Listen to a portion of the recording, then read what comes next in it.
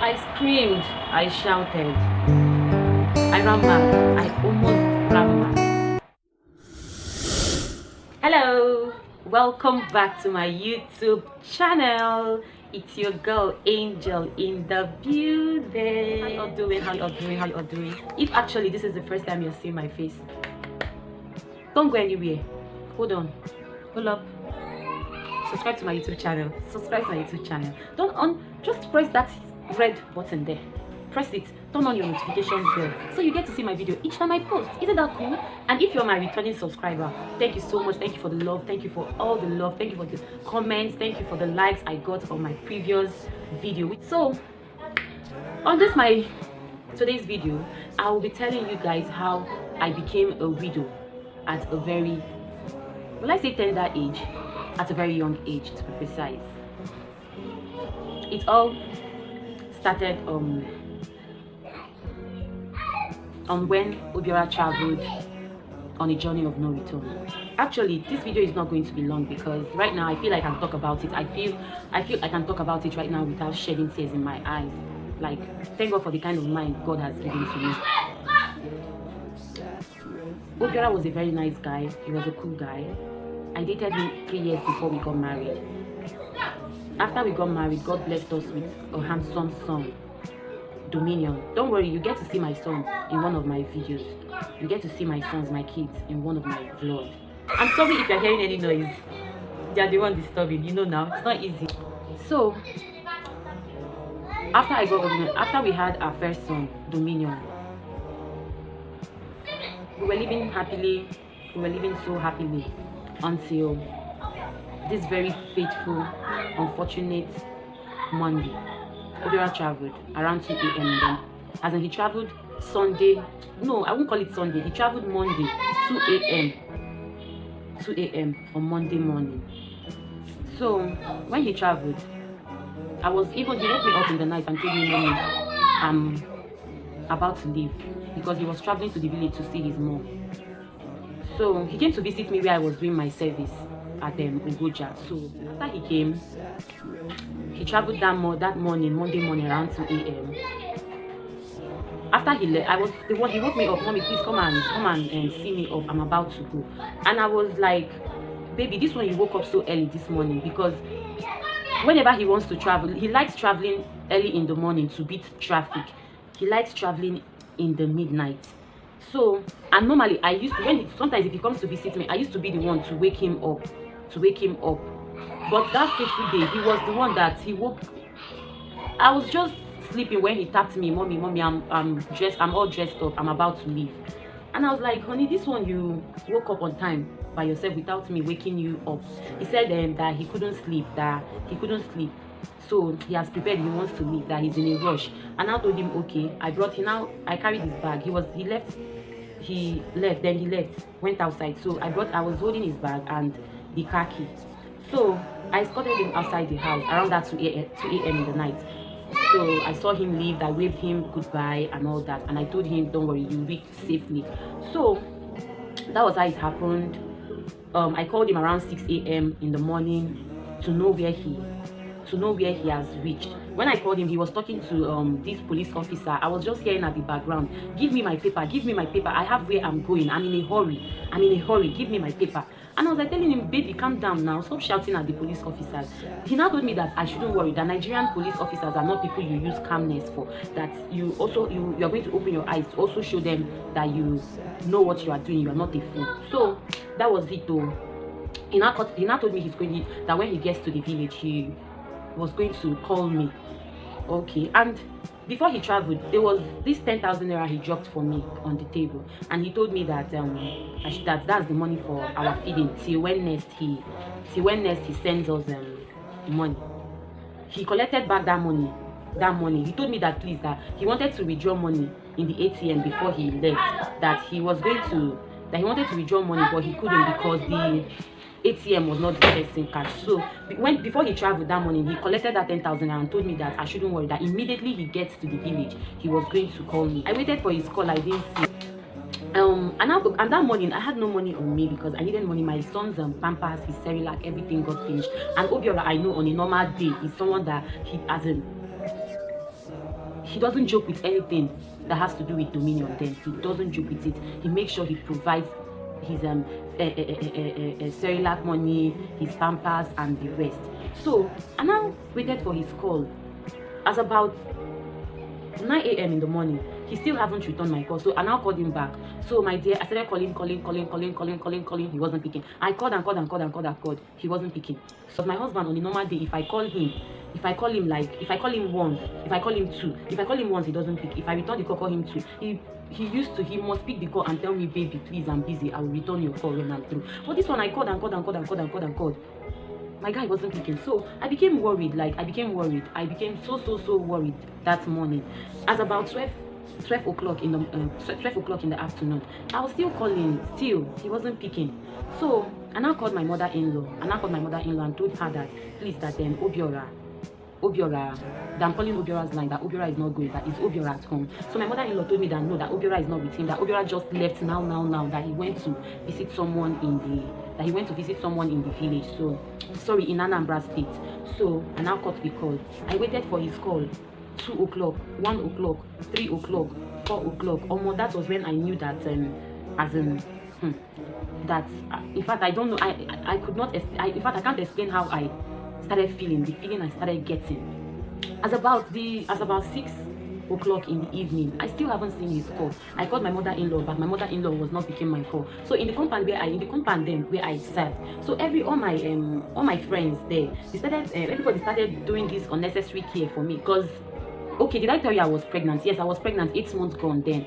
So, and now everybody was like showing me love, but nobody could look me straight in the eyes. Sometimes I would see people discussing. When I come there, they will change the topic. And I told some of my friends then that I've been calling my husband's number since he left, that his number is not going through. They told me that I should relax, that I shouldn't worry, that he was going to call me back. So onto the next morning, I still haven't gotten Obiora's call. And I'm calling my mother-in-law, she's not picking my call. So I became so afraid. I started calling my parents. I called my mom, I called my dad. I told them that Obiora traveled though, that I've not seen Obiora's call since, and I had no money with me then. So my neighbor was there when I was calling my mom. That's my closest neighbor then. So she now told me that what do I need money for? That what do I want to use the money for? I told her that my baby's Pampers is finished, that I need money to buy baby Pampers and then Cerelac for my son Dominion. She now said, how much will I be needing? I told her that and actually she should not worry, that my husband is going to send me money. She now said no, that she can loan me money, that when my husband sends me money, she's going to return it. So she now gave me and I told her, okay, give me 2,000 naira, because I had food at home. I just needed money to buy Pampers and Cerelac for Dominion. So she now gave me the 2,000 naira. I was shocked. I said, this kind of everybody is showing me like this. What happened? So that was how my neighbor gave me the money and I collected it. And inside me, I was having a lot of double thoughts. I was having a lot of things on my mind, a lot of thinking on my mind. I was like, what is happening? The feeling I'm feeling, the feeling I'm having inside of me, I don't know. I don't just know. I'm just feeling that something is not well. But I can't really place my mind on what it is. Okay, fast forward. I think that was the 4th day. No, sorry, that's the 3rd day. My dad now called me. Now said he sent me money that I should come back. That that Obiora was arrested by the police officers. He even told me it was SARS, that they arrested him, that they told him to come, that they said without my presence, that I have to sign an undertaking, that without my presence, they are not going to release Obiora. So I had to go with my heavily big tummy. I had to enter back to my family house at Nasarawa State, Kefi, close to Abuja, because my dad told me that they brought Obiora to SARS office, their headquarters in Abuja there. So the next morning, that was the 3rd day without hearing from Obiora. So when I got to our house, I discovered my phone went missing. I searched for my phone. I couldn't find my phone. So in fact, at that point, I don't know what was. I don't know if it is the phone if it's the phone that went missing, or is my husband that I have not talked to for good 4 days. So I was feeling, only God knows how I felt that period. Only God knows. I just thank God Almighty for giving me a very, very good loved ones, people that stood by me, a lot of friends. I made a lot of friends were there for me at that time, a lot of people. So my dad So when I got to, and I told my dad that okay, that when are we going to the Abuja to go and see Obiora? Let me go and sign the thing they said I was going to sign. So my dad now told me okay, that I should wait. That I just came now. That in the morning, that in the morning that I'm going to, in the morning that we are going to go and we are going to the police office. So and I told him okay. So that morning reached, I told my dad let's go. My dad now told me that I don't want to play. Can't you see I'm doing something? So my that morning, and I told my dad that daddy okay, I've prepared, let's go to the SAS office. My dad now told me that he's coming, let him go and shave. I didn't see my daddy again. Even my mom, when I woke up that morning, I didn't see my mom. When I asked after her, they told me that she went to church, that early morning. So I now noticed that everybody is like, as in everybody is feeling reluctant. As in I felt at that point I was feeling that they don't care, that what is it, I've not seen my husband for 4 years and everybody's being sluggish about the issue. They're not even taking it serious. Is there anything that is the problem? Is there a problem there? What is wrong? What is actually wrong? If there's anything, daddy, what I'm saying, is it funny? Sorry, my son. So I now told I was inside me, I was like, in fact at that point I now dressed up. I said okay, if you guys are not, I now told my younger sister that if mommy and daddy will not follow me to the SAS, that I will go there myself.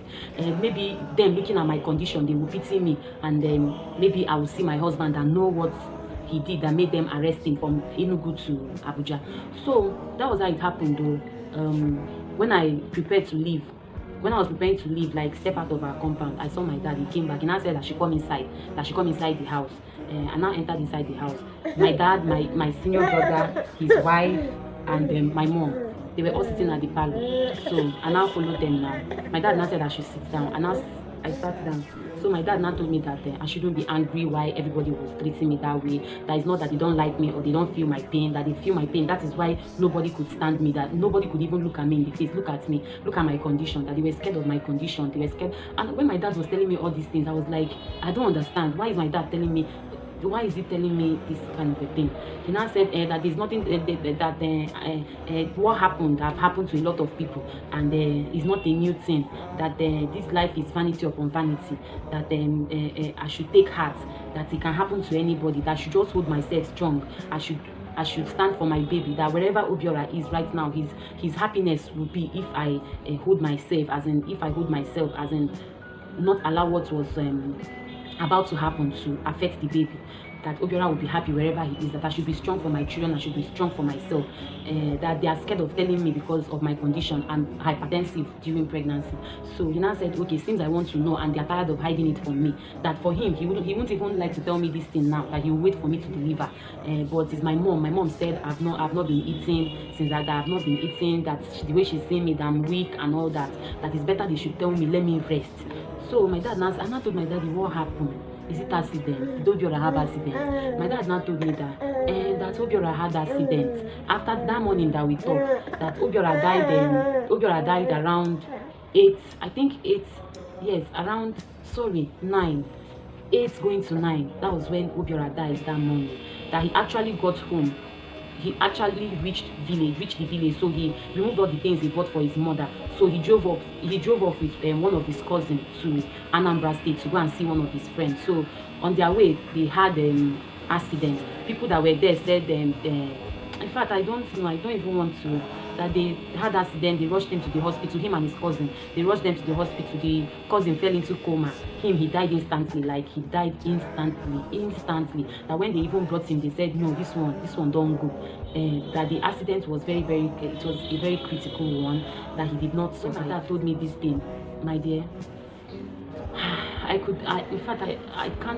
don't know. In fact, it was not easy for me then. It wasn't easy. The trauma, the depression, being pregnant at 8 months, losing my husband. Oh my God, it was not, in fact, it was not a good one. It was not. The feelings, the depression I went into. Well, I thank God for my life. I thank God for everything. I just thank God. I thank God for the kind of heart I have right now. I thank God for how He has been sustaining me and sustaining my children. I thank God for how He brought happiness back to my life. I thank God. In fact, I thank God for everything. Right now, I'm no longer complaining. I'm no longer blaming God. I'm no longer doing anything. I'm just accepting. In fact, I just accept my fate the way I see it. It is my fate. It is my... Sorry, baby. So it's my fate. I've accepted it. I've accepted everything. I've moved on with my life. I thank God for making me heal. I thank God that I didn't die through that process. I thank God I didn't die when I was delivering my baby. I thank God I delivered my baby safely. Thank God for everything. I thank God, but I know what I went through. I know what I went through, but it's all good, it's all fine. That's life for you. That is life for you. We don't live forever. We can't live forever. We only live for the moment. That's why anytime you have now, use it well, because my dear, this life you see, the way people die these days, the way young men, young guys die, leaving their wife, turning their wife, in fact, they're into widows, The woman will start suffering, she'll start as in, it's well. Have fun. And guys, be careful wherever you are. Oh yeah, guys, tell them bye. Bye, guys. Tell them to subscribe to Mommy's YouTube channel. Subscribe to Mommy's YouTube channel. Bye.